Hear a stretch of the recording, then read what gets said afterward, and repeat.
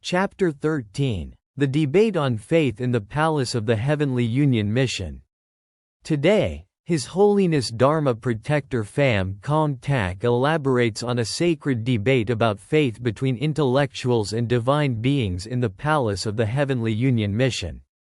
His Holiness points out that many intellectuals, whether Confucian scholars in the East or proponents of free thought and speech in the West, often deny faith and criticize the values of religion.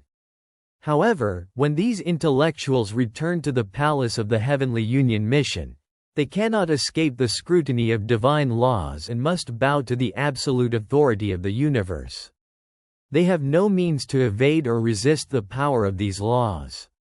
Key dialogues between intellectuals and divine beings. The intellectuals, religious founders have undoubtedly created great spiritual values to guide humanity, and this is undeniable. However, these values often seem irrelevant to daily life and sometimes hinder human progress. If divine power is truly as strong as claimed, then demonstrate it in a clear and tangible way. If this power could genuinely protect human lives, surely everyone would follow religion. Unfortunately, everything feels too vague. We don't know where to place our trust. They continue. Religious leaders advise us to do good and avoid evil, but reality is filled with suffering. We wish to do good, but society often forces us to do wrong. If we try to endure, love, and sacrifice for others, who will reciprocate? Instead of respecting our noble efforts, people exploit and destroy them. In such circumstances, how can we protect ourselves? The divine beings, you claim that religious philosophy deceives human psychology, but in truth, it is like a mirror allowing people to see themselves clearly. If you fear the mirror and avoid looking into it, where will your faith be built? Modern life pushes people toward mutual destruction, while intellectuals chase happiness in materialism, a pursuit no different from the lives of animals. Humanity has used its intellect to seek happiness, but has it succeeded? Or does it still wander in cycles of conflict, inflicting pain on one another and gaining nothing of value? You criticize divine power for not being evident enough to inspire faith, but even if God the Father himself appeared and called upon humanity to follow him, those without faith would still refuse. This isn't because they don't see him, but because they choose not to believe. The intellectuals. But how can we understand faith? You say we must build faith ourselves, but that concept is still too abstract. We do not see what this faith looks like. The divine beings, faith begins within oneself. You must understand yourself, then others, and finally, God the Father, the creator of the universe. To understand him is to understand yourself, and without understanding him, you cannot understand yourself. Without self-awareness, no one can truly know or respect you. A life without faith, without self-awareness, is no different from the life of plants or animals, meaningless and devoid of value. The intellectuals, how can we be sure this faith is correct? What guarantees that placing faith in ourselves is not a mistake? The divine beings, it is like taking an exam. The examiners may ask questions from old lessons. You are not allowed to bring notes into the exam room, but if you answer correctly, you will pass. Religion is the same. Religions are established in the world to encourage people to practice, turning philosophy into action. Without faith, how can you act? And without action, how can you expect divine beings to respect you? Faith is akin to playing a game of aiming for a target. Hitting the target brings rewards, but if you lack trust and give up, how can you succeed? Faith is built when people understand, respect, and create value for themselves. If you respect yourself, others will respect you. Faith is born from belief in oneself. If you do not trust yourself, how can others trust you? If you doubt yourself, how can you persuade others to trust God the Father, the one who created your spirit? Without strong faith, you are not yet worthy to become part of God the Father's holy body or his sacerdotal council. Conclusion. His Holiness Dharma Protector Pham Cong Tak emphasizes that faith does not come from external sources but must originate within oneself. Without understanding and trusting oneself, one cannot build faith in others. Religion exists to encourage people to practice its philosophy and build faith through actions, not merely to worship its founders. Faith is self-awareness, self-respect, and self-affirmation. From this foundation, faith spreads outward, inspiring trust in others and in God the Father. Faith is the guiding light on the divine path of eternal life. Only through understanding, respect, and action can we illuminate this path and fulfill our divine purpose.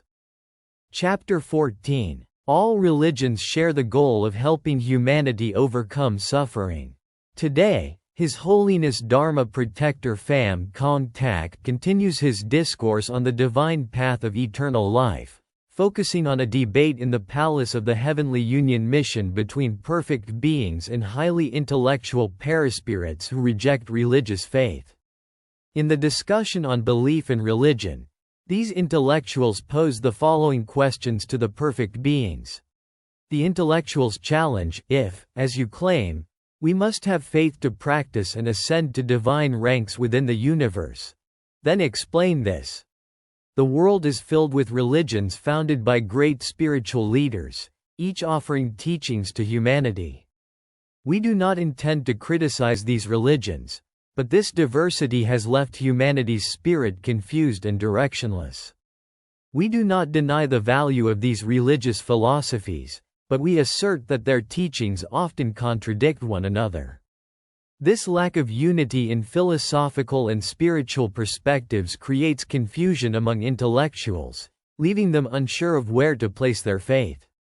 The perfect being's explanation, the shared purpose of all religions, is to help humanity overcome suffering. Despite differences in methods, every religion seeks to guide people beyond the pains of mortal existence. The human way teaches acceptance of suffering to learn and grow. The deity way teaches conquering suffering through willpower and faith. The saint path encourages enduring suffering as a lesson and an opportunity for cultivation. The immortal way guides people to transcend suffering through purity and self-discipline. The Buddha way teaches liberation from suffering, reaching nirvana where pain no longer exists. Because all religions aim to alleviate suffering, they offer diverse philosophies, leading to different paths. Each philosophy is truthful and beneficial, yet this diversity often leaves people confused about which path to trust and follow. Even those with strong intellect and a reflective spirit may feel uncertain. The fear of intellectuals, one primary reason for this uncertainty is fear. Fear of choosing the wrong path. Fear that misplaced faith will invite ridicule and criticism. This fear causes some to claim disbelief in anything, even when they secretly know what is worthy of belief. Such is the mindset of many intellectuals and philosophers worldwide. Although they may recognize the truth, they lack the courage to affirm their faith publicly. For fear of public opinion, they conceal their true beliefs, pretending to follow no religion. This reveals the spiritual weakness of those considered intellectuals. The perfect beings add further insights. You have the intellect and knowledge to understand your inner psychology, yet you lack the courage to act on what you know to be right. You criticize others for failing to live nobly, but when you recognize what is true and noble, you hesitate to sacrifice for it. Throughout history, countless sages have willingly sacrificed themselves for righteousness. Let us ask you, is there any religion in this world that teaches people to do wrong? Even false sects and unorthodox paths dare not teach wrongdoing. If you know what is right but refuse to act, that is a sign of spiritual weakness. The perfect beings further emphasize, faith is the foundation that guides humanity to live and grow. This cannot be denied. If you argue that the diversity of religions confuses people, preventing them from deciding where to place their trust, let us say this. Imagine a banquet laid out with countless dishes, meat, vegetables, sauces, and condiments. If you refuse to choose and eat, instead complaining of hunger, does that make sense? You must select a dish to satisfy your hunger. Religions as a family. Religions can be compared to a large family where occasional disagreements and rivalries occur. However, just as a family has roles and responsibilities, children obey parents, parents respect elders, and harmony is maintained, religions function similarly. Over time, as humanity matures, it becomes evident that all religions are part of one greater family. Religions exist to match humanity's intellectual and moral development at various times, guiding people's spiritual evolution step by step. When understood correctly, all religions aim to enlighten humanity morally and spiritually. Religions are not meant to criticize or destroy each other. In reality, no religion can annihilate another because religions do not depend on material strength for survival. Truth is singular, and the purpose of religion is to guide humanity toward that ultimate truth, the path to the eternal divine realm. Humanity's need for faith. Faith begins with self-understanding. By knowing ourselves, we can understand others and recognize God the Father, the Creator of the universe. To know Him is to understand ourselves. Without self-awareness, we cannot have faith, and without faith, life becomes meaningless, like that of plants or animals. Faith arises from self-respect and self-confidence. If we do not believe in ourselves, how can others believe in us? Without strong faith, how can we represent God the Father's holy body? Faith is the proof of human value and the foundation for connection with God the Father. Conclusion: although there are countless paths, all religions lead to one destination, the eternal divine realm. This is humanity's true goal, beyond the fleeting values of the material world. Bearing mortal bodies and enduring suffering, people turn to religion to discover truth. Any religion failing to guide perispirits to this eternal realm is not a true religion. Misguided beliefs and superstitions cannot lead to ultimate truth and will be abandoned. Only genuine religions can guide humanity toward eternal life and true enlightenment. Chapter 15: Esoteric Principle of Altruis. Today, His Holiness Dharma Protector Pham Cong delves into a foundational philosophy known as the esoteric principle of altruism. This philosophy emphasizes prioritizing communal benefit over personal gain as the means to rescue humanity from the cycle of conflict and self-destruction. It is also the path toward true liberation, peace, and happiness. The root of conflict. In the Palace of the Heavenly Union Mission, the divine beings debated the underlying causes of worldly chaos. Some argued that the law of the strong prevail, the weak perish dominates Earth, fostering injustice, oppression, and competition. Humanity and all living beings are ensnared in selfishness, where personal gain becomes the primary goal, creating a society rife with contradictions and instability.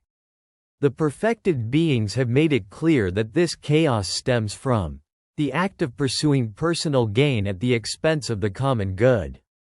Only when humanity embraces, prioritizing the common good over personal interests and selflessness over self-centeredness, can the world break free from the cycle of conflict and achieve true peace.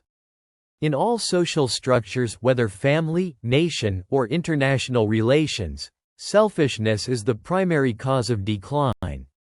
In families, when members prioritize personal interests, discord and disintegration follow. In nations, when citizens focus solely on personal gain without sacrifice for their country, the nation weakens and falls into chaos. In international relations, when nations seek only wealth and power for themselves, war and conflict become inevitable. These conflicts are the inevitable result of selfishness. Lessons from development. His Holiness illustrated the impact of altruistic efforts through the examples of cities like New York and Saigon. New York. Once a swamp of little value, it became a bustling, prosperous city through cooperation and contributions for the common good. Saigon. Once a riverside marshland overgrown with reeds, it transformed into a cultural and economic hub through collective development efforts. The divine beings emphasized that such positive transformations occur only when people rise above selfishness to prioritize communal interests. In the divine realm, the principle of, for the common good, not for personal gain, is applied thoroughly. Everything, from the Holy See to the representations of Holy Mother and God the Father, embodies justice and compassion. Nothing exists for personal gain. All serve the greater good and the collective evolution of the universe. Conclusion. The philosophy of altruism by eliminating selfishness is not merely a moral principle but a key to building a just and joyful society. His Holiness affirmed that only by prioritizing collective benefit, eliminating personal greed, and living for one another can humanity achieve peace and prosperity. The day humanity lives for justice and compassion is the day true happiness will flourish, and peace will spread across the world. Chapter 16. Love and justice guide humanity toward unity in faith. Today, His Holiness Dharma Protector Pham Cong Tak expounded on the power of the law of love, Luat Thuong Yu, the law of justice, and the covenant that God the Father made with humanity. He emphasized that the discussions held in the Palace of the Heavenly Union Mission, where the perfect beings debated the principles of various religions, highlighted the pivotal role of these laws in fulfilling the Third Covenant. Foundations of the law of love and the law of justice. His Holiness explained that the law of love and the law of justice are foundational principles mandated by God the Father for both His holy body and all of humanity. These are not abstract concepts but practical guidelines to foster harmony and ensure the survival and evolution of human society. He elaborated that since the creation of the universe, the law of love has existed as the fundamental principle governing all existence. Every act of creation and every relationship between beings stem from love. For humanity, the law of love extends beyond the bond between husband and wife, encompassing responsibilities toward one's lineage, nation, and even the entire human race. The broader this love is applied, the more it reflects the noble spirit and grand mission of humanity in building a harmonious and virtuous life. His Holiness cited Confucius and the teachings of Confucianism, which are rooted in ethical human relationships as the basis for preserving moral values and human dignity. The law of love, originating from human affection, has sustained Confucianism for over 2,000 years and continues to hold transformative power today. The significance of the Third Covenant. His Holiness reminded the faithful that the Third Covenant of God the Father is not merely a spiritual commitment but a directive for humanity to implement the law of love and the law of justice effectively. Humanity failed to uphold these principles twice before, leading to chaos and decline. This time, God the Father is not merely calling upon humanity but enforcing these laws. Regarding the law of justice, His Holiness pointed out that much of the justice on earth is illusory, manipulated by power, wealth, and status, resulting in widespread injustice, wars, and bloodshed. He emphasized that unless true justice, grounded in compassion and fairness, is practiced, human society will remain mired in chaos. He warned that false justice, which deceives humanity, is the root cause of all suffering and conflict. Only when justice is implemented correctly, with love and fairness as its core, will humanity cease its strife, and the world will enter a true era of peace. Conclusion. His Holiness reiterated the divine teaching of God the Father. The day you witness even one act of injustice on this earth is the day the way has not yet been fulfilled. This profound message serves as a reminder that the way can only be realized when the law of love and the law of justice are fully enacted, bringing fairness and happiness to all. Only then will humanity achieve true unity of faith and peace on earth. Chapter 17: The Power of the Law of Love, the Law of Justice, and God the Father's Covenant with Humanity. In this sermon, His Holiness Dharma Protector Pham Cong recounted the profound discussions that took place in the Palace of the Heavenly Union Mission, where the perfect beings debated the legal frameworks of various religions. God the Father decreed that His holy body must implement the Third Covenant, with the law of love and the law of justice serving as its foundational principles. The central role of the law of love, His Holiness emphasized that the law of love is the origin of all life within the universe. Since the dawn of creation, all beings have relied on love for reproduction and survival. Humanity, too, cannot exist without love. It is the cornerstone for building families, ensuring lineage, and creating a sustainable society. However, love must extend beyond marital bonds to encompass responsibility toward lineage, nations, and all of humanity. God the Father established the law of love as a supreme and immutable principle within His grand design. He also created the Dew Tree Palace as a symbol of boundless love, linking all beings in the universe. Without this love, existence would lose its meaning. The significance of the covenant with God the Father. The covenant between God the Father and humanity is not merely a spiritual commitment. It is a directive requiring humanity to uphold the law of love and the law of justice. Previously, humanity entered into 2 covenants with God the Father but failed to honor them, neglecting the divine laws He established.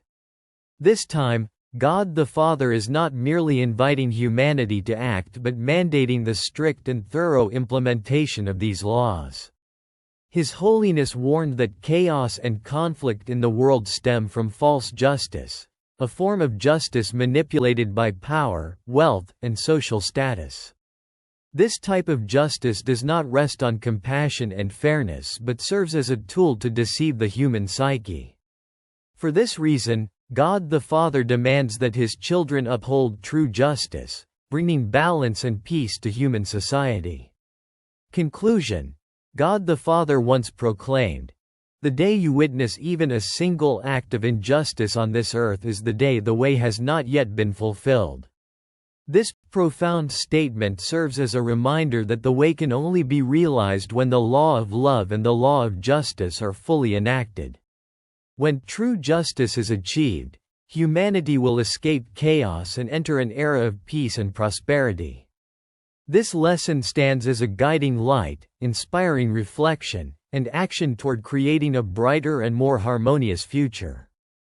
Chapter 18: The True Source of Human Happiness. Today, His Holiness Dharma Protector Pham Cong spoke about the true happiness of humanity, posing the question, where does this happiness come from? He explained that, in the Palace of the Heavenly Union Mission, enlightened perispirits with great intellectual and spiritual capacities but lacking in morality debated the ability of perispirits to face the 4 Noble Truths, the fundamental nature of suffering in life, in order to establish their positions. They argued that most perispirits fail to overcome such tribulations and instead seek temporary happiness to alleviate their suffering. However, this pursuit often leads to karmic consequences and inevitable suffering. His Holiness emphasized that understanding true happiness requires deep introspection. Happiness is not easily found. It must be realized through suffering, sacrifice, and inner reflection. Lessons from His Holiness's life. To illustrate the meaning of true happiness, His Holiness reflected on his own life. Born into a poor but loving family, he learned the value of familial love early on. Despite material deprivation in his childhood, the genuine affection between his parents and siblings brought him a profound sense of happiness. Upon maturing and taking on family responsibilities, His Holiness faced greater suffering, including the loss of his parents, siblings, and dearest loved ones. He realized that the happiest moments of life were not rooted in wealth or status but in the sincere love shared between people. Happiness in the way. After enduring such loss and suffering, His Holiness found solace in the way. He affirmed that the love of God the Father and His children was the greatest happiness. That happiness became the driving force that allowed me to overcome countless challenges and continue living. He stressed that true happiness does not lie in material possessions or worldly fame but in the bond of love among people, especially within the community of the Way. The sincere love from all of God the Father's children empowered him to rise above doubt, envy, and oppression, establishing a solid foundation for the Way. The value of true happiness. According to His Holiness, true happiness is a powerful motivation for building a legacy and achieving greatness for humanity. He declared, "The value of one life cannot compare to the happiness it can bring to millions. For this reason, I am willing to trade my own life to bring true happiness to others." He believed that true happiness in the Cao Dai religion is not merely an aspiration, but a reality granted by God the Father. Through divine love and power, he was able to achieve great works and bring glory to all of God the Father's children. Conclusion: true happiness is not something found externally but the result of love, sacrifice, and solace from God the Father. This happiness not only strengthens the spirit but also enables us to overcome suffering, live with purpose, and build a meaningful life. It is both a gift and a goal, reminding us to cultivate love and resilience in our journey on the sacred path of life.